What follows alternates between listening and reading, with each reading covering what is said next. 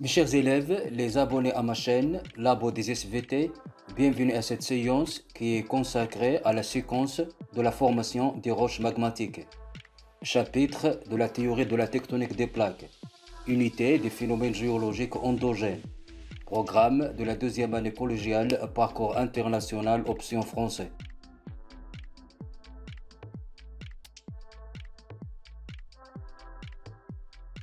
Mes chers élèves, la lithosphère est constituée par plusieurs types de roches, comme les roches sédimentaires que nous avons étudiées en première année, comme le calcaire, l'argile et le grès.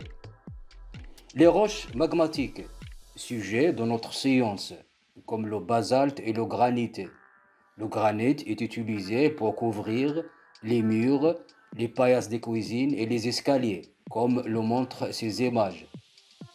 Les roches métamorphiques, dont on va aborder dans une prochaine activité, comme les schistes et les gneiss.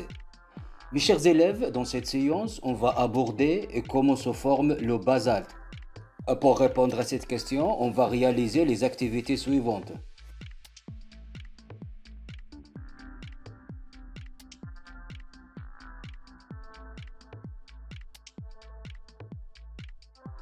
Dans cette première activité, on va définir et reconnaître c'est quoi le basalte en observant la vidéo suivante. Mes chers élèves, les blocs noirs qui se forment par refroidissement et solidification de la lave ou bien du magma, ce sont du basalte. Donc, le basalte est une roche magmatique qui résulte de la solidification du magma à la surface de la Terre après une éruption volcanique. Et maintenant, dans cette deuxième activité, on va découvrir comment affleure le basalte dans les paysages géologiques, en observant cette carte géologique de la montagne Oudgui, qui est un volcan éteint de le Moyen Atlas du Maroc. On découvre que le basalte continental affleure sous forme de coulées plus ou moins longues partant d'un cratère volcanique. Alors que le basalte océanique, c'est-à-dire le basalte qui se forme sous les océans, affleure sous forme de coccinelles.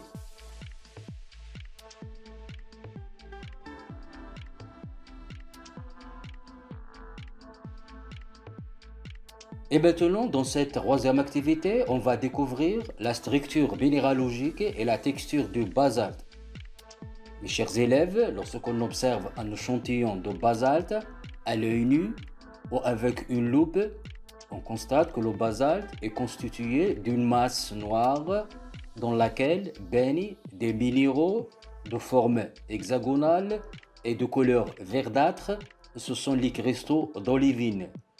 Et d'autres cristaux noirs de forme cubique et qui sont les minéraux de pyroxène. Et maintenant, dans cette quatrième activité, on va observer une lame mince du basalte au microscope polarisant. Tout d'abord, on va voir comment préparer les lames minces des roches, comme une lame mince du basalte. On découpe une portion cubique mince du basalte. On la colle sur une lame de verre. Et puis, on la fait abraser avec un abrasif jusqu'à ce que la portion du basalte devienne très mince, de quelques microns de diamètre. Et puis, on colle en dessous une lamelle de verre. Cette préparation est nommée une lame mince du basalte. Lorsqu'on observe cette lame mince du basalte au microscope polarisant, on découvre des petits cristaux sous forme de bâtonnets nommés microlithes, qui sont émergés dans la pâte vitreuse noire non cristalline. Donc, le basalte contient les constituants suivants. Une pâte vitreuse non cristalline, des microlithes qui sont des minéraux de feldspath, et des grands cristaux d'olivine et de pyroxène. Mes chers élèves, donc la texture du basalte est une texture microlithique.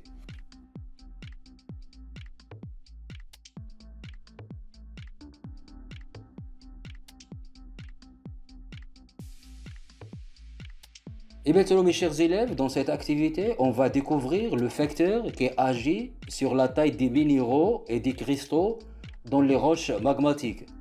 en réalisant l'expérience du refroidissement du soufre fondu. On fait fondre du soufre en poudre dans un récipient en terre cuite. Et puis on refroidit le soufre fondu sous trois conditions. Sous une température de 50 degrés Celsius, c'est-à-dire avec un refroidissement lent.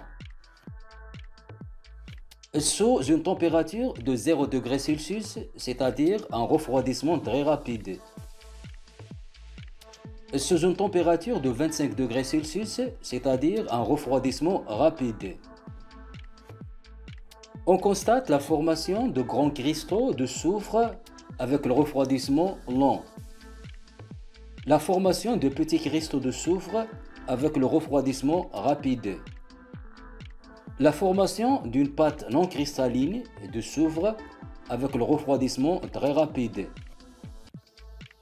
Donc, comme conclusion, la taille des cristaux dans les roches magmatiques est déterminée par la vitesse du refroidissement du magma. Sous un refroidissement long se forment des grands cristaux. Avec un refroidissement rapide se forment de petits cristaux. Et sous un refroidissement très rapide se forme une pâte vitreuse non cristalline. Et maintenant, mes chers élèves, dans cette activité, on va découvrir physiquement le mécanisme de la cristallisation, c'est-à-dire la formation des cristaux, qui sont des solides minéraux avec des formes géométriquement précises, comme ces cristaux d'olivine, de feldspathe et de pyroxène.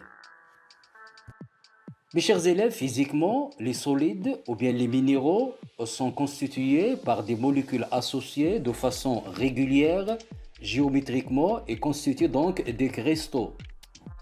Mais lorsqu'on fusionne ces solides sous la chaleur, ces molécules se dissocient, s'éloignent et on passe de l'état solide à l'état liquide. Avec un refroidissement lent, ces molécules dissociées ont du temps pour s'associer et s'arranger de nouveau pour constituer des cristaux. Mais sous un refroidissement rapide, ces molécules n'ont pas du temps pour qu'elles s'associent régulièrement, mais elles se figent pour former une pâte non cristalline.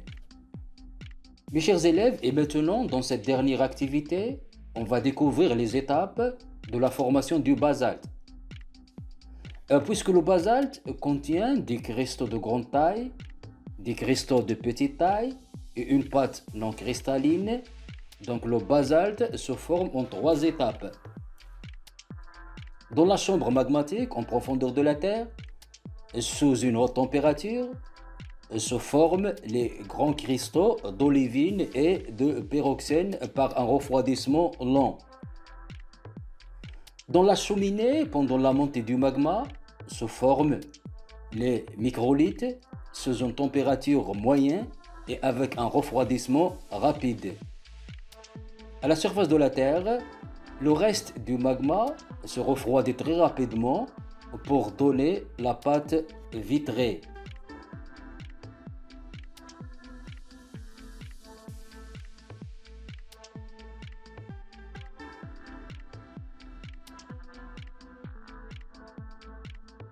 Mes chers élèves, on est arrivé à la fin de cette séance. La séance prochaine sera consacrée à la formation du granit. Je vous invite à vous abonner à ma chaîne Labo des SVT, comme j'attends vos observations pour améliorer ces productions pédagogiques. Merci et au revoir.